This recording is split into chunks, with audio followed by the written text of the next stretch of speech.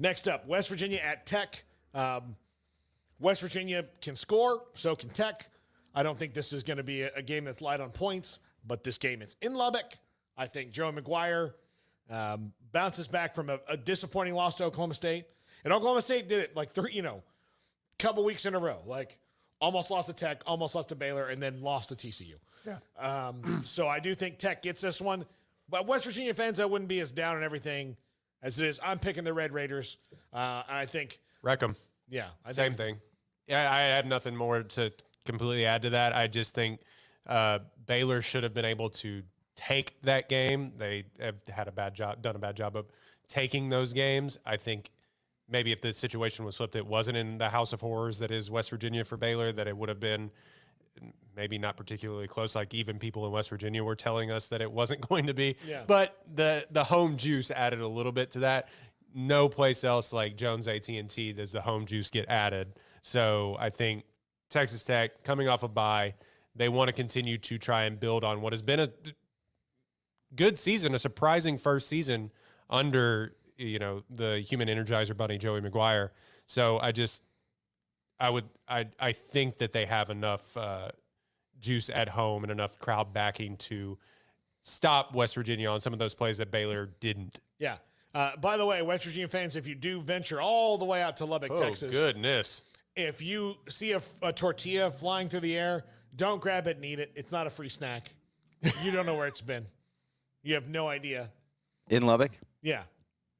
Yeah, I'm not eating anything in Lubbock that I haven't watched to get prepared with my own two eyes. Yeah, there you go. Only hibachi for you in Lubbock. I actually just bought a griddle, so I'm going to be doing that in my backyard quite soon. Oh, nice.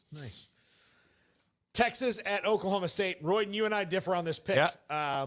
I differ on it because I think that Spencer Sanders is not going to play. I think Texas is looking pretty good. I think they go up to Stillwater, a very tough place to play and win this game. Pokes look a little shaky to me. Take that second loss, but that doesn't mean they're out of this thing. But I think Texas gets this one.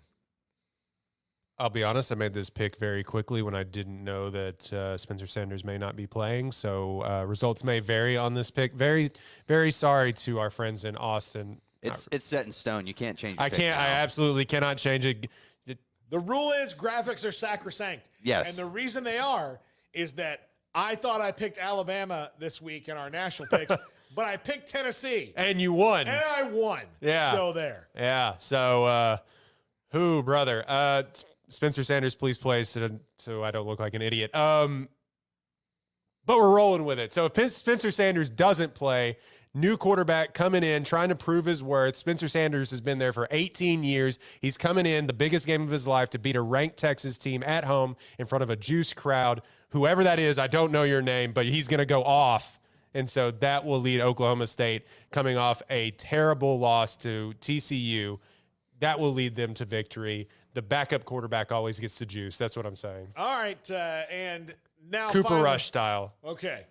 Now, coming off of two just fantastic wins in a row. Yeah. And I mean, they're undefeated, but the last two games for them were classics. I mean, they drummed Oklahoma, and that was a great game. But to come off of two heart-pounding games like they played, Kansas and Oklahoma State, TCU at home again, hosting Kansas State. Kansas State will slow TCU's offense down. But how much? I was coin flip, to be completely honest, picking this game. Kansas State has surprised me all year, and it's tough picking against them when they've really shown that they really shouldn't be picked against. Yeah. Especially even against the spread. TCU is going off at only 3.5-point favorites in this one, and I think that's pretty accurate. Closer to 3 or 2 would have been probably better if you're a betting man. I wouldn't bet on this game. This seems like a trap game for TCU. But that being said, they have the better athletes out of all of this game. If they make it, whoever is able to establish their game first probably will win this game. But I think TCU has enough staying power with the athletes that they have on the field, and Max Duggan playing a really and being at home, even though that's not the best home field advantage yet, because There were Oklahoma State fans all over that stadium yeah, the other day. TCU fans are still kind of. Oh wait, we're good. Yeah, well, we need to actually go. Yeah, I mean, I'm not trying to knock you, but it's just a fact. Like that stadium sits half empty a lot of the time, even in some good years. They should get out there and go see them now because this is a really fun team to watch. This is the best one of the better matchups of the weekend, if not probably the best matchup of the weekend for like throughout college football. Yeah.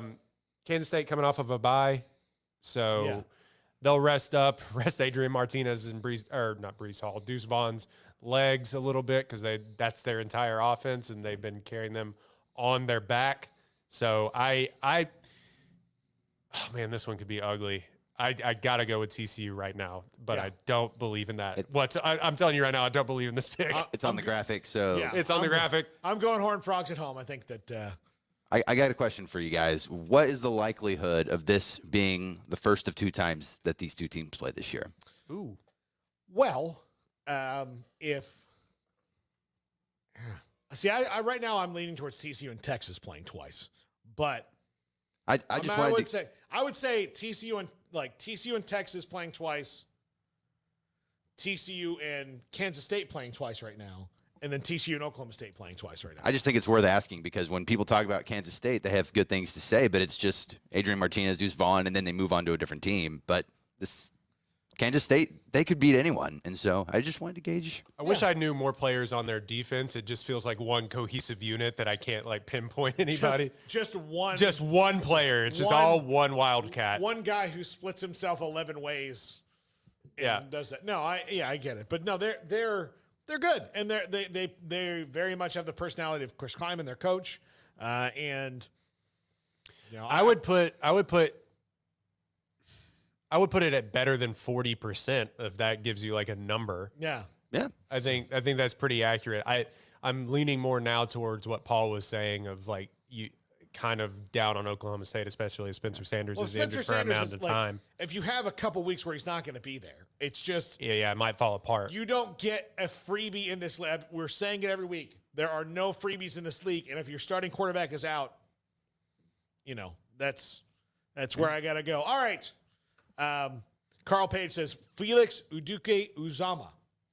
I'm going to remember it. I'm going to remember it. Thank you, Carl. They also had a linebacker, a middle linebacker that I looked the other day, had like 25 tackles in a game.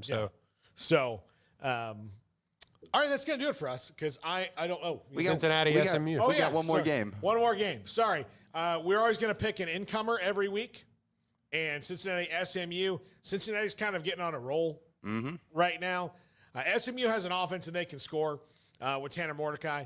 But I do think that ultimately this is Bearcats all the way here. Yeah. And Cincinnati wins this one. Yeah, after that, it kind of, because of the noise that they made last year and making it into the college football playoffs, you know, after they came in and they lost that first game, anyone outside of Cincinnati was like, okay, whatever. Like, all right, good. We got that one. We got that one out of the way. We don't have to hear about the scrappy Cincinnati Bearcats. And all of a sudden they're 5-1, number 21 in the country. SMU has looked up and down, as where TCU has absolutely, I've never seen a kind of a regime change that has gone as well this early as with TCU. Well, TCU had talent.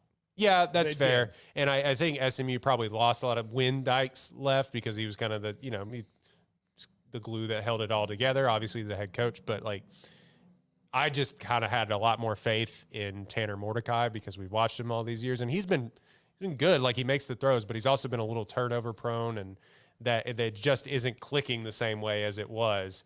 I'll tell you who's regretting not recruiting Tanner Mordecai. Baylor? Texas A&M. Oh, right now, I can tell you right now. So Tanner Mordecai grew up a big Aggie fan, right? And then Lincoln Riley discovers him at Oklahoma. Well, are you going to, like, that was right at the end of Sumlin and the beginning of Jimbo.